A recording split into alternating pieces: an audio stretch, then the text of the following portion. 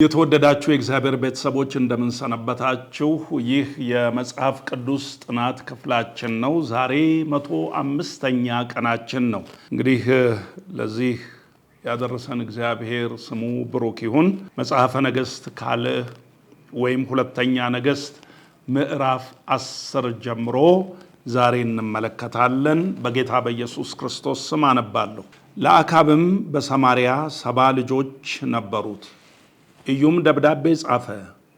የአካብንም ልጆች ለሚያሳድጉ ለሰማርያ ታላላቆችና ሽማግሌዎች ይህ ደብዳቤ አሁን በደረሳችሁ ጊዜ የጌታችሁ ልጆች ሰረገሎችና ፈረሶችም የተመሸጉበትም ከተማ መሳሪያዎችም በእናንተ ዘንድ አሉና ከጌታችሁ ልጆች ደስ የሚያሰኛችሁንና የሚሻላችሁንም ምረጡ፣ በአባቱም ዙፋን አስቀምጡ፣ ስለ ጌታችሁም ቤት ተዋጉ ብሎ ወደ ሰማርያ ሰደደ። እነርሱ ግን እጅግ ፈርተው እነሆ 2 ነገሥታት በፊቱ ይቆሙ ዘንድ አልቻሉም፣ እኛስ እንዴት እንቆማለን አሉ። የቤቱ አለቃ የከተማይቱም አለቃ ሽማግሌዎችንና ልጆችን የሚያሳድጉ እኛ ባሪያዎችህ ነን፣ ያዘዝኸንንም ሁሉ እናደርጋለን፣ ንጉሥም በላያችን አናነግስም፣ የምትወደውን ሁሉ አድርግ ብለው ወደ ኢዩ ላኩ። ሁለተኛም ወገኖቼስ እንደሆናችሁ ነገሬንም ከሰማችሁ የጌታችሁን ልጆች ራስ ቁረጡ፣ ነገም በዚህ ሰዓት ወደ ኢዝራኤል ወደ እኔ ይዛችሁ ኑ ብሎ ደብዳቤ ጻፈላቸው። የንጉሡም ልጆች 70 ሰዎች በሚያሳድጓቸው በከተማይቱ ታላላቆች ዘንድ ነበሩ። ደብዳቤውም በደረሳቸው ጊዜ የንጉሡን ልጆች 70 ሰዎች ይዘው ገደሏቸው። ራሳቸውንም በቅርጫት አድርገው ወደ እርሱ ወደ ኢዝራኤል ላኩ። መልእክተኛም መጥቶ የንጉሡን ልጆች ራስ ይዘው መጥተዋል ብሎ ነገረው። እርሱም እስከ ነገ ድረስ በበሩ አደባባይ 2 ክምር አድርጋችሁ አኑሯቸው አለ። በነጋውም ወጥቶ ቆመ። ሕዝቡንም ሁሉ እናንተ ንጹሐን ናችሁ፣ እነሆ ጌታዬን የወነጀልሁ የገደልሁትም እኔ ነኝ። እነዚህንስ ሁሉ የገደለ ማን ነው? እግዚአብሔር በአካብ ቤት ላይ ከተናገረው ከእግዚአብሔር ቃል በምድር ላይ አንዳች እንዳይወድቅ አሁን እወቁ። እግዚአብሔር በባሪያው በኤልያስ የተናገረውን አድርጓል አላቸው። ኢዩም ከአካብ ቤት የቀረውን ሁሉ ታላላቆችንም ሁሉ ወዳጆችንና ካህናቱን ማንም ሳይቀር በእስራኤል ገደላቸው። ተነስቶም ወደ ሰማርያ ሄደ። በመንገድም ወዳለው ወደ በግ ጠባቂዎች ቤት በደረሰ ጊዜ ኢዩ ከይሁዳ ንጉሥ ከአካዝያስ ወንድሞች ጋር ተገናኝቶ እናንተ እነማን ናችሁ አለ። እነርሱም እኛ የአካዝያስ ወንድሞች ነን፣ የንጉሡንና የእቴጌይቱን ልጆች ደህንነት ለመጠየቅ እንወርዳለን አሉት። እርሱም በሕይወታቸው ያዟቸው አለ። ያዟቸውም በበግ ጠባቂዎችን ቤት አጠገብ ባለው ጉድጓድ 42ቱን ሰዎች ገደሏቸው፣ ማንንም አላስቀረም። ከዚያም በሄደ ጊዜ የኮሬብን ልጅ ኢዮናዳብን ተገናኘው።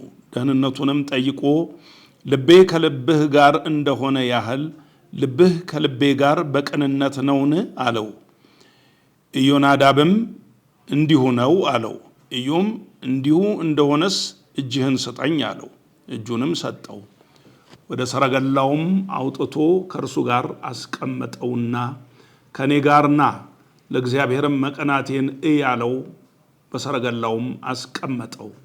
ወደ ሰማርያም በመጣ ጊዜ ለኤልያስ እንደተናገረው እንደ እግዚአብሔር ቃል እስኪያጠፋው ድረስ ከአክዓብ በሰማርያ የቀረውን ሁሉ ገደለ። ኢዩም ሕዝቡን ሁሉ ሰብስቦ አክዓብ ባኦልን በጥቂቱ አመለከው፣ ኢዩ ግን በብዙ ያመልከዋል። አሁንም የባኦልን ነቢያት ሁሉ አገልጋዮችንም ሁሉ ካህናቱንም ሁሉ ወደ እኔ ጥሩ፣ ማንም አይቀር፣ ለባኦል ታላቅ መሥዋዕት አቀርባለሁ፣ የቀረውም ሁሉ በሕይወት አይኖርም አላቸው። ኢዩም የባኦልን አገልጋዮች ያጠፋ ዘንድ በተንኮል ይህንን አደረገ። ኢዩም ለባኦል ዋና ጉባኤ ቀድሱ አለ። እነርሱም አወጁ። ኢዩም ወደ እስራኤል ሁሉ ላከ። የባኦልም አገልጋዮች ሁሉ መጡ። ሳይመጣ የቀረ አንድስ እንኳን አልነበረም። ወደ ባኦልም ቤት ገቡ። የባኦልም ቤት ከዳር እስከ ዳር ድረስ ሞልቶ ነበር። ዕቃ ቤቱንም ለባኦል አገልጋዮች ሁሉ ልብስ አውጣለው። ልብሱንም አወጣላቸው። ኢዩም የሬካብም ልጅ ኢዮናዳብ ወደ ባኦል ቤት ገቡ። የባኦልንም አገልጋዮች መርምሩ፣ ከባኦልም አገልጋዮች ብቻ በቀር እግዚአብሔርን ከሚያመልኩ ወገን በእናንተ ዘንድ አንድ እንኳን እንዳይኖር ተመልከቱ አላቸው። የሚቃጠል መስዋዕትና ሌላ መስዋዕትም ያቀርቡ ዘንድ ገቡ። ኢዩም በእጃችሁ አሳልፌ ከምሰጣችሁ ሰዎች አንድ ሰው ያመለጠ እንደሆነ ነፍሱ በዚያ ነፍስ ፋንታ ትሆናለች ብሎ በውጪ 80 ሰዎችን አዘጋጅቶ ነበር። የሚቃጠለውንም መስዋዕት አቅርበው በፈጸሙ ጊዜ ኢዩ ዘበኞቹንና አለቆችን ግቡና ግደሏቸው፣ አንድም አይውጣ አላቸው። በሰይፍም ስለት ገደሏቸው። ዘበኞችና አለቆች ወደ ውጭ ጣሏቸው። ወደ ባኦልም ቤት ከተማ ሄዱ። ከባኦልም ቤት ሐውልቶችን አወጡ፣ አቃጠሏቸው። የባኦልን ሐውልት ቀጠቀጡ፣ የባኦልንም ቤት አፈረሱ። እስከ ዛሬም ድረስ የውዳቂ መጣያ ያደረጉት። እንዲሁም ኢዩ ባኦልን ከእስራኤል አጠፋ። ነገር ግን እስራኤልን ካሳተው ከናባጥ ልጅ ከኢዮርብዓም ኃጢአት በቤተልና በዳን ከነበሩት ከወርቁ እምቦሶች ኢዩ አራቅም።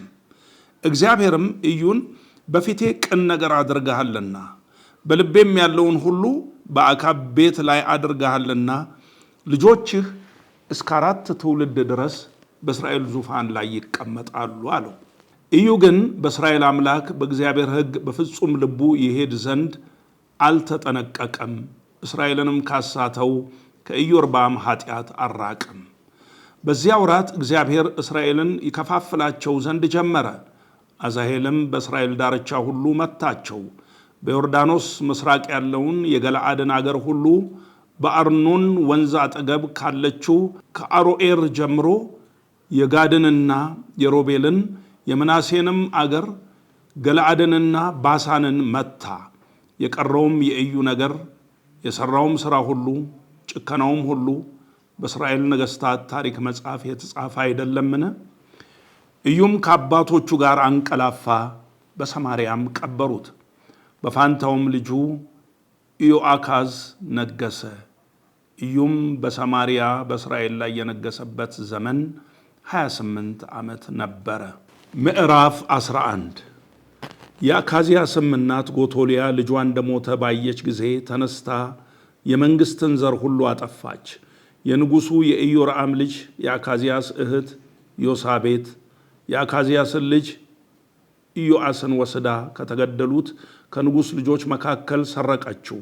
እርሱንና ሞግዚቱንም ወደ እልፍኝ ወሰደች። እንዳይገደልም ከጎቶሊያ ሸሸጉት። በእርሷም ዘንድ ተሸሽጎ በእግዚአብሔር ቤት 6 ዓመት ያህል ተቀመጠ። ጎቶሊያም በምድር ላይ ነገሰች። በ7ኛውም ዓመት ዮዳሄ ልኮ በካራውያንና በዘበኞች ላይ ያሉትን የ100 አለቆች ወሰደ። ወደ እግዚአብሔርም ቤት አገባቸው። ከእነርሱም ጋር ቃል ኪዳን አደረገ። በእግዚአብሔርም ቤት አማላቸው። የንጉሡንም ልጅ አሳያቸው። እንዲህም ብሎ አዘዛቸው፣ እንዲህ አድርጉ፣ በሰንበት ቀን ከምትገቡት ከናንተ ከ3 አንዱ እጅ የንጉሡን ቤት ዘብ ይጠብቁ። ከናንተ ከ3ቱ አንዱ እጅ በሱር በር ሁኑ፣ አንዱም እጅ ከዘበኞች ቤት በኋላ ባለው በር ሁኑ። ቤቱንም ጠብቁ ከልክሉም። ከናንተም በሰንበት ቀን የምትወጡት 2 እጅ በንጉሡ ዙሪያ ሆናችሁ የእግዚአብሔርን ቤት ጠብቁ። ንጉሡንም በዙሪያው ክበቡት። የጦር ዕቃችሁም በእጃችሁ ይሁን። በሰልፋችሁም መካከል የሚገባ ይገደል። ንጉሡም በወጣና በገባ ጊዜ ከእርሱ ጋር ሁኑ። 100 አለቆችም ካህኑ ዮዳሄ ያዘዘውን ሁሉ አደረጉ። ከእነርሱም እያንዳንዱ በሰንበት ይገቡ የነበሩትን በሰንበቱም ይወጡ የነበሩትን ሰዎች ይዘው ወደ ካህኑ ወደ ዮዳሄ አመጡ። ካህኑም በእግዚአብሔር ቤት የነበረውን የንጉሡን የዳዊትን ጋሻና ጦር ሁሉ ለ100 አለቆች ሰጣቸው። ዘበኞችም ሁሉ እያንዳንዳቸው የጦር ዕቃቸውን በእጃቸው ይዘው በንጉሡ ዙሪያ ከቤቱ ቀኝ እስከ ቤቱ ግራ ድረስ በመሠዊያውና በቤቱ አጠገብ ቆሙ። የንጉሱንም ልጅ አውጥቶ ዘውዱን ጫነበት፣ ምስክሩንም ሰጠው። ቀብተውም ንጉስ አደረጉትና ንጉስ 1000 ዓመት ይንገስ እያሉ እጃቸውን አጨበጨቡ። ጎቶሊያም የሰራዊቱንና የሕዝቡን ድምፅ በሰማች ጊዜ ወደ ሕዝቡ ወደ እግዚአብሔር ቤት መጣች። እነሆም ንጉስ እንደተለመደው በአምዱ አጠገብ ቆሞ ከንጉሱም ጋር አለቆችና መልእክተኞች ቆመው አየች። የአገሩም ሕዝብ ሁሉ ደስ ብሏቸው ቀንደ መለከት ይነፉ ነበር። ጎቶሊያም ልብሷን ቀዳ አመጽ ነው ብላ ጮኸች። ካህኑም ዮዳሄ በጭፍራው ላይ የተሾሙትን የመቶ አለቆች ወደ ሰልፉ መካከል አውጧት፣ የሚከተላትንም በሰይፍ ግደሉት ብሎ አዘዛቸው። ካህኑ በእግዚአብሔር ቤት አትገደል ብሏልና። እጃቸውንም በእርሷ ላይ ጫኑ። በፈረሱም መግቢያ መንገድ ወደ ንጉሥ ቤት ወሰዷት፣ በዚያም ገደሏት። ዮዳሄም የእግዚአብሔር ሕዝብ ይሆኑ ዘንድ በእግዚአብሔርና በንጉሱ በሕዝቡም መካከል ቃል ኪዳን አደረገ። ደግሞም በንጉሱና በሕዝቡ መካከል ቃል ኪዳን አደረገ። የአገሩም ሕዝብ ሁሉ ወደ ባኦል ቤት ሄደው አፈረሱት፣ መሠዊያዎቹንና ምስሎቹን አደቀቁ። የባኦልንም ካህን ማታንን በመሠዊያው ፊት ገደሉት። ካህኑም ለእግዚአብሔር ቤት አስተዳዳሪዎችን ሾመ። መቶ አለቆችንና ካራውያንንም ዘበኞችንና የአገሩን ሕዝብ ሁሉ ወስዶ ንጉሱንም ከእግዚአብሔር ቤት አወረዱት። በዘበኞቹም በር መንገድ ወደ ንጉሱ ቤት አመጡት። በነገሥታቱም ዙፋን ተቀመጠ። የአገሩም ሕዝብ ሁሉ ደስ አላቸው። ከተማይቱም ጸጥ አለች። ጎቶሊያንም በንጉሱ ቤት አጠገብ በሰይፍ ገደሏት። ምዕራፍ 12 ኢዮስያስም መንገስ በጀመረ ጊዜ የ7 ዓመት ልጅ ነበር። በኢዩ በ7ኛው ዓመት ኢዮአስ መንገስ ጀመረ። በኢየሩሳሌምም 40 ዓመት ነገሰ። እናቱም ሳቢያ የተባለች የቤርሳቤ ሴት ነበረች። ካህኑ ዮዳሄም ያስተምረው በነበረ ዘመን ሁሉ ኢዮአስ በእግዚአብሔር ፊት ቅን ነገር አደረገ። ነገር ግን በኮረብቶች ላይ ያሉትን መስገጃዎች አልተወገዱም። ሕዝቡም ገና በኮረብቶች ላይ ባሉት መስገጃዎች ይሰዋና ያጥን ነበር። ኢዮአስም ካህናቱና ወደ እግዚአብሔር ቤት የሚገባውን የተቀደሰውን ገንዘብ ሁሉ፣ ስለ ነፍሱም ዋጋ የሚቀርበውን ገንዘብ፣ በልባቸውም ፈቃድ ወደ እግዚአብሔር ቤት የሚያመጡትን ገንዘብ ሁሉ ካህናቱ እያንዳንዱ ሰው ከሚያመጣው ይውሰዱ፣ ከመቅደስም ውስጥ የተናዱትን ይጠግኑበት አላቸው። ነገር ግን እስከ ንጉሱ እስከ ኢዮአስ እስከ 23ኛው ዓመት ድረስ በመቅደሱ ውስጥ የተናዱትን ካህናቱ አልጠገኑትም ነበር። ኢዮአስም ካህኑን ዮዳሄንና ካህናቱን ጠርቶ በመቅደሱ ውስጥ የተናዱትን ስፍራዎች ስለምን አትጠግኗቸውም? ከእንግዲህ ወዲያ ገንዘቡ ለቤቱ መጠገኛ ይሰጥ እንጂ ከሚያመጡት ሰዎች አትቀበሉ አላቸው። ካህናቱም ከሕዝቡ ገንዘቡን አንወስድም፣ በቤቱ ውስጥም የተናዱትን አንጠግንም ብለው እሺ አሉ። ካህኑ ዮዳሄ ግን ሳጥን ወስዶ መክደኛውን ነደለው፣ በመሠዊያው አጠገብ ወደ እግዚአብሔር ቤት በሚገቡበት መግቢያ በስተቀኝ አኖረው። ደጁንም የሚጠብቁ ካህናት ወደ እግዚአብሔር ቤት የሚመጣውን ገንዘብ ሁሉ ያኖሩበት ነበር። በሳጥኑም ውስጥ ብዙ ገንዘብ መኖሩን ባዩ ጊዜ የንጉሱ ጸሐፊና የካህናቱ አለቃ ይመጡ ነበር። በእግዚአብሔር ቤት የተገኘውን ቆጥረው በከረጢት ውስጥ ያኖሩት ነበር። የተመዘነውንም ገንዘብ የእግዚአብሔርን ቤት ለመስራት በተሾሙት እጅ ይሰጡ ነበር። የተናደውን የእግዚአብሔርን ቤት ለመጠገን መክፈል ለሚያሻው ሁሉ ድንጋይና እንጨት ይገዙ ዘንድ የእግዚአብሔርን ቤት ለሚሰሩ አናጢዎችና ሰራተኞች፣ ግንበኞችና ድንጋይ ወቃሪዎች ይሰጡት ነበር። ነገር ግን ወደ እግዚአብሔር ቤት ከሚመጣው ገንዘብ ለእግዚአብሔር ቤት የሚሆን የብር ጽዋዎችና ጉጠቶች፣ ድስቶችም፣ መለከቶችም፣ የወርቅና የብር ዕቃዎችም አልተሰሩም ነበር። ነገር ግን ለሚሰሩት ይሰጡት ነበር። የእግዚአብሔርንም ቤት ጠገኑበት። ለሰራተኞቹም ይከፍሉ ዘንድ ገንዘቡን የሚወስዱትን ሰዎች አይቆጣጠሯቸውም ነበር፣ በታማኝነት ይሰሩ ነበርና። ስለ በደልና ስለ ኃጢአት መስዋዕት የቀረበውም ገንዘብ ለካህናቱ ነበር እንጂ ወደ እግዚአብሔር ቤት አያገቡትም ነበር። በዚያም ወራት የሶርያ ንጉሥ አዛሄል ወጥቶ ጌትን ወጋ፣ ያዘውም። አዛሄልም ወደ ኢየሩሳሌም ለመውጣት ፊቱን አቀና። የይሁዳም ንጉሥ ኢዮአስ አባቶቹ የይሁዳ ነገሥታት ኢዮሳፍጥና ኢዮራም አካዚያስም የቀደሱትን ቅዱስ ነገር እርሱም የቀደሰውን በእግዚአብሔርም ቤትና በንጉሥ ቤት መዛግብት የተገኘውን ወርቅ ሁሉ ወሰደ። ወደ ሶርያም ንጉሥ ወደ አዛሄል ላከው።